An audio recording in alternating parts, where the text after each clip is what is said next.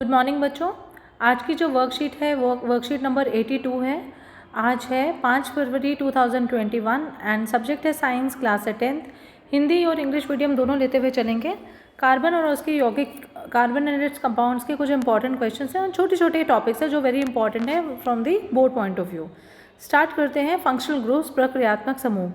Hydrogen श्रृंखला में तत्व जैसे हेलोजन, ऑक्सीजन, नाइट्रोजन तथा सल्फर एक या अधिक हाइड्रोजन को इस प्रकार प्रतिस्थापित करते हैं कि कार्बन की संयोजकता संतुष्ट रहती है।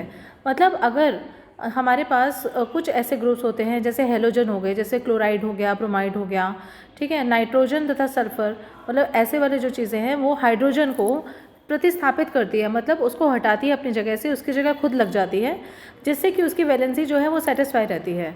तो ऐसे जो विषम परमाणु होते हैं, परमाणु समूह होते हैं, मतलब फंक्शनल जो ग्रुप्स हैं, वो यौगिकों को विशेष गुण प्रदान करते हैं और मतलब एक विशेष स्पेशलिटी उस प्रदान की जाती है उसको कहते हैं प्रक्रियात्मक समूह, फंक्शनल ग्रुप्स। जैसे कि अगर सपोज अगर आपने CH4 है, वो मीथेन है, ठीक है, अगर उसकी जगह अगर आपने CH3 COOH कर दिया, ठीक है, ठीक, या फिर HCHO कर दिया, या फिर HCOOH कर दिया, ये तो नहीं हो जाएगा, दो आ जाएंगे। जैसे एक कार्बन एटम है, ये मीथेन है, ठीक है, अगर हाइड्रोजन को विस्थापित करके ये लग गया तो इसका मतलब एल्डिहाइड ग्रुप इसमें लग गया। अब इसकी जो प्रॉपर्टीज़ हैं वो एल्डिहाइड की तरह चलेंगी।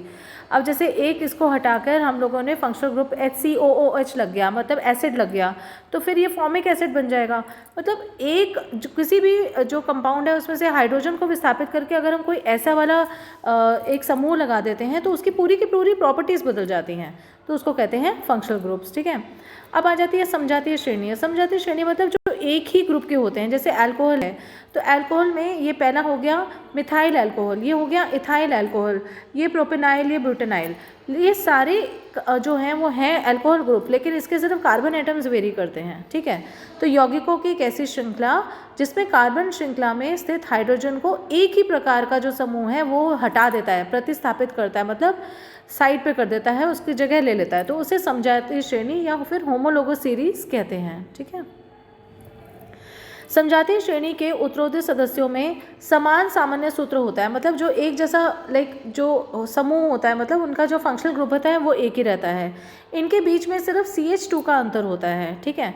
और तीसरी चीज़ क्या है कि 14 यूनिट द्रव्यमान इकाई का अंतर होता है। भाई CH2 का अंतर होगा तो कार्बन हो गया 12 प्लस हाइड्रोजन 1 × 2, तो ये 14 हो गया। तो इनका जो अंतर कितना होगा 14 यूनिट का, ठीक है, हर नेक्स्ट सीरीज़ में, मतलब इसमें 14 यूनिट का अंतर है, इसमें अंतर है, इसमें अंतर है, राइट। अच्छा, फिर फिजिकल जो प्रॉपर्टीज़ हैं वो तो डिफरेंट होती हैं, लेकिन जो केमिकल प्रॉपर्टीज़ हैं वो सब समान होती हैं।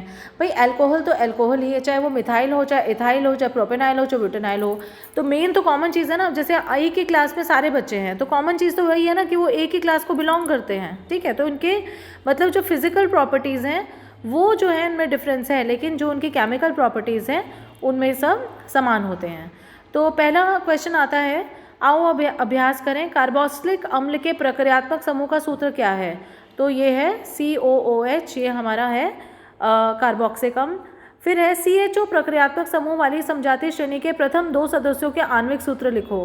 देखो पहला वाला अगर एल्डिहाइड है तो HCHO होगा, फिर क्या हो जाएगा CH3CHO, ठीक है ना।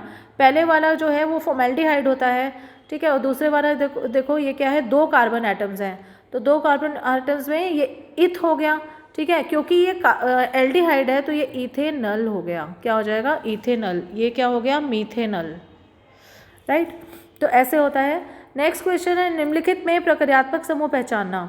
अब ये देखो इसमें एल्डिहाइड ग्रुप है पहला वाला HCHO, दूसरे में OH ग्रुप है, तो ये क्या है अल्कोहल ग्रुप है, क्योंकि 2 कार्बन एटम्स हैं तो ये क्या हो जाएगा, पहला वाला जो होता है मिथ होता है, दूसरा वाला इथ होता है, तो ये हो जाएगा इथेनॉल। फिर तीसरा जो है वो है CH3COOH, क्योंकि इसके अंदर 2 कार्बन एटम्स हैं और कार्बोक्सिलिक अम्ल है, तो ये हो जाएगा इथेनोइक एसिड, क्या हो जाएगा बेटा इथेनोइक एसिड।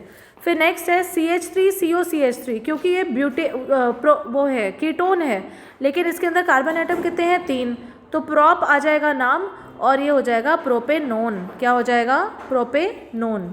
नेक्स्ट है समजातीय श्रेणी क्या है, उदाहरण देखिए समझाइए। तो समजातीय श्रेणी का मैंने आपको ऊपर ही बताया है, ये आ जाएगा सारा आंसर समजातीय श्रेणी का, तो ये आप उससे देखेंगे। फिर है समजातीय श्रेणी की यौगिकों की 3 विशेषताएं लिखी है, तो यही सारी विशेषताएं यही है, ये वाला पूरा आंसर आ जाएगा समजातीय श्रेणी की विशेषताओं की। नेक्स्ट क्वेश्चन है C3H6, C4H8 तथा C5H10 एक ही समजातीय श्रेणी में आते हैं, तो हाँ ये ठीक है, बिल्कुल एक ही समजातीय श्रेणी में आते हैं, क्योंकि ये सारे जो हैं ये किस में हैं, ये देखो C3H8, C3H6, फिर देखो जब दोनों में CH2 का अंतर होता है तो वो एक ही समजातीय श्रेणी में आते हैं। फिर है कि C5H10 का क्वथनांक तथा गलनांक C4H8 की अपेक्षा उच्च क्यों है, क्योंकि जितना इसका यौगिक भारी होगा, जैसे C5H10 जो है वो C4H8 से ज़्यादा भारी है, तो ज़्यादा भारी होगा तो उनके यौगिकों को तोड़ना ज़्यादा मुश्किल होगा, इसके लिए उनका क्वथनांक ऊँचा होता है। फिर है तीनों यौगिकों को बढ़ते हुए क्वथनांक के क्रम में लिखिए, तो पहला आ जाएगा C3H6, दूसरा ये और तीसरा ये। फिर है कीटोन समजातीय श्रेणी के पहले सदस्य का आणविक तथा संरचनात्मक को लिखें, तो जो कीटोन का जो पहला है वो है प्रोपेनोन, क्या है प्रोपेनोन, CH3COCH3, राइट। कोई डिफ़िकल्टी हो तो पूछेगा, और कोई भी प्रॉब्लम हो तो you can ask me, and please do not forget to like, share and subscribe. Bye bye, take care.